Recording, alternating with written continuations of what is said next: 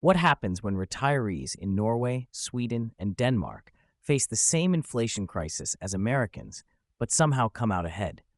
A recent cross-cultural study tracked 4,200 Scandinavian retirees through the worst inflation spike in 40 years.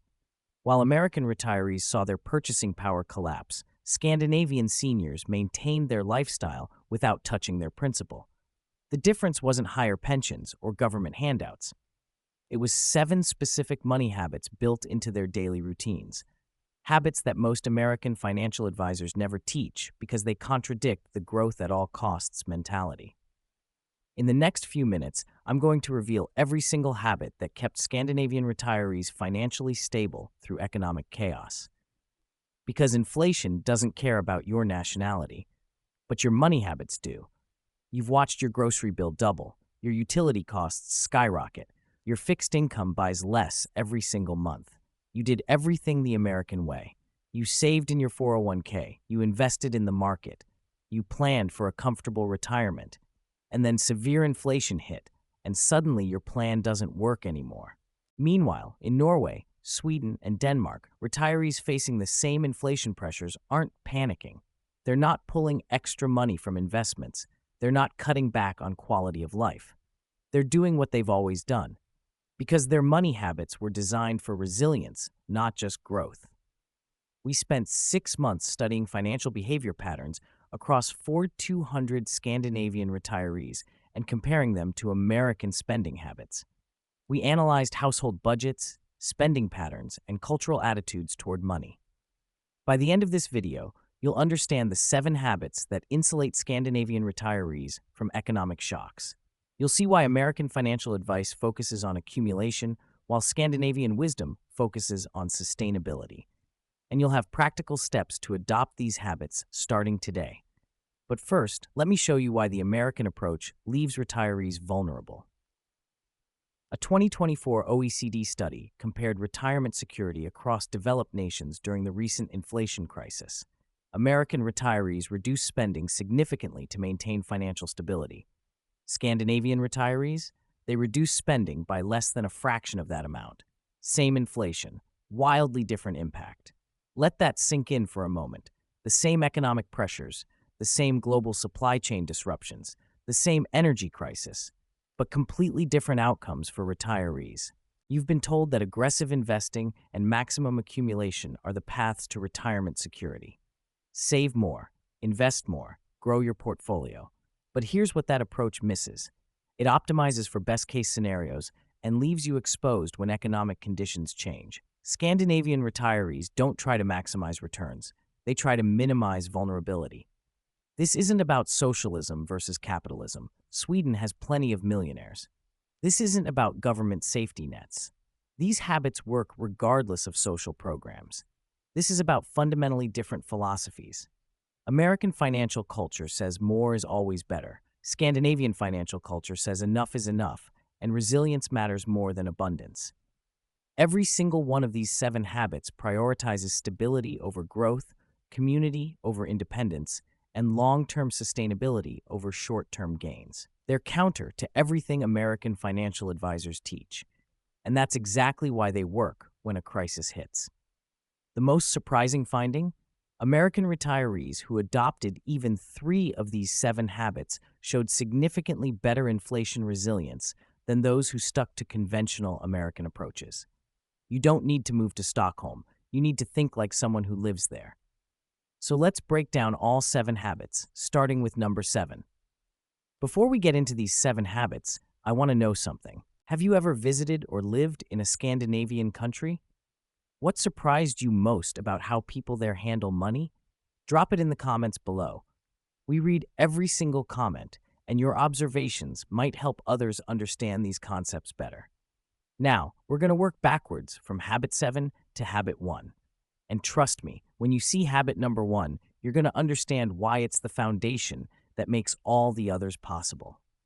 For each habit, I'm going to show you what it looks like in practice, explain the psychology behind why it works, and give you specific steps to implement it in your American retirement, even if you're already retired. And habit number 1, it's the mindset shift that economists say is the single biggest predictor of inflation resilience across all income levels. All right, let's start with habit number 7, collective purchasing power. Habit number 7, collective purchasing power. In Scandinavia, it's normal for retirees to belong to multiple co-ops, housing co-ops that collectively negotiate maintenance costs, food co-ops that buy directly from producers, insurance co-ops that pool risk without corporate profit margins. Americans value independence. We handle our own finances, but that means facing inflation alone. A Scandinavian retiree in a housing co-op might see small cost increases when inflation runs high because the collective negotiates better. In Oslo, a housing cooperative of 200 retirees collectively renegotiated their energy contracts during the 2022 crisis. Individual households would have faced massive increases. The co-op negotiated far less. Look for consumer cooperatives in your area, credit unions instead of banks, food co-ops instead of supermarkets. Each shift moves you from individual vulnerability to collective resilience. Pro tip: join a credit union this month. Experience the difference between member-owned and profit-driven institutions. Habit number 6, seasonal and local consumption. Scandinavian retirees don't buy strawberries in January. They don't heat homes to 72 degrees in winter. They align consumption with natural cycles and local availability.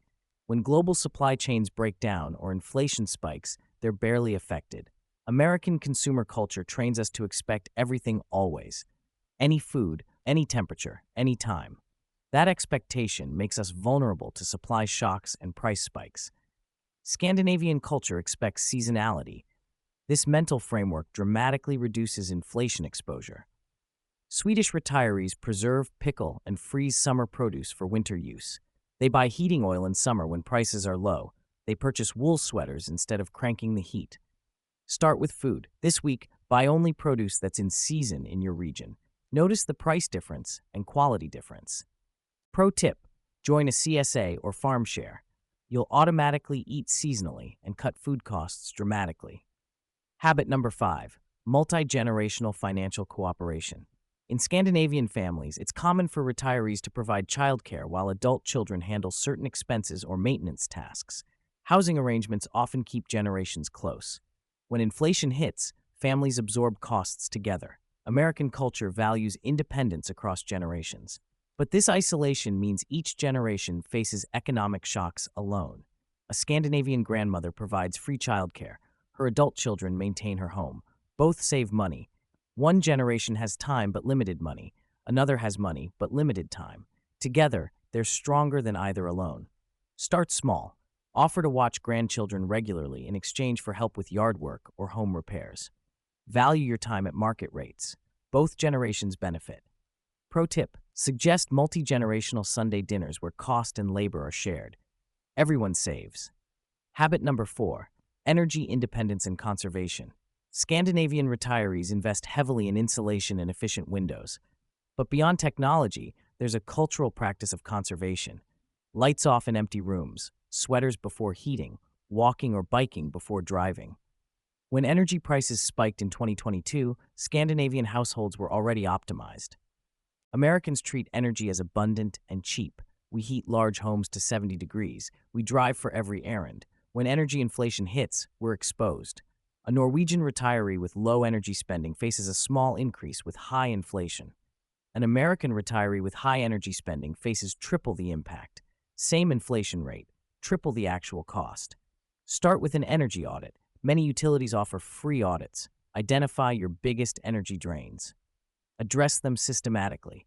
Pro tip: lower your thermostat by 2 degrees and add a sweater layer. You'll save enough in one winter to buy a heated throw blanket that costs pennies to run. Now those 4 habits are powerful. But the next 3, they're the ones that fundamentally change your relationship with money. But first, I need you to do something. If you're seeing retirement differently now, do me a favor. Hit that like button. It helps YouTube show this video to more people who need alternatives to conventional American financial advice. And subscribe, because we're exploring financial wisdom from cultures around the world that can help you build real retirement security. Your click helps build this community. Okay, let's talk about habit number 3. Habit number 3, anti-consumerism as cultural norm. In America, status often comes from what you buy: new car, renovated kitchen, designer clothes, latest technology. In Scandinavian culture, especially among retirees, status comes from the opposite: how little you need, how long have you kept things, how sustainably do you live. This completely inverts the inflation problem. When consumer culture drives spending, inflation forces you to choose between status and security. When anti-consumer culture drives behavior, inflation barely touches you because you weren't buying those things anyway. A Stockholm School of Economics study found that Scandinavian retirees replaced durable goods at half the rate of American retirees. Not because items last longer, but because cultural pressure encourages repair and continued use rather than replacement. It's common in Norway to see retirees proudly wearing 20-year-old jackets, driving 15-year-old cars, using 30-year-old furniture. Not from poverty, from values. The social signal is I'm thoughtful and sustainable, not I'm successful and current. Once you stop measuring worth by acquisition, inflation loses its psychological power. Prices can rise, but if you're not buying, they don't affect you. Start with one category: technology, clothing, home goods. Commit to using what you have for twice as long as you normally would. Notice how it changes your relationship with that category. Notice the money you don't spend. Notice the freedom. Pro tip: before any purchase, ask the Scandinavian question: can this be repaired?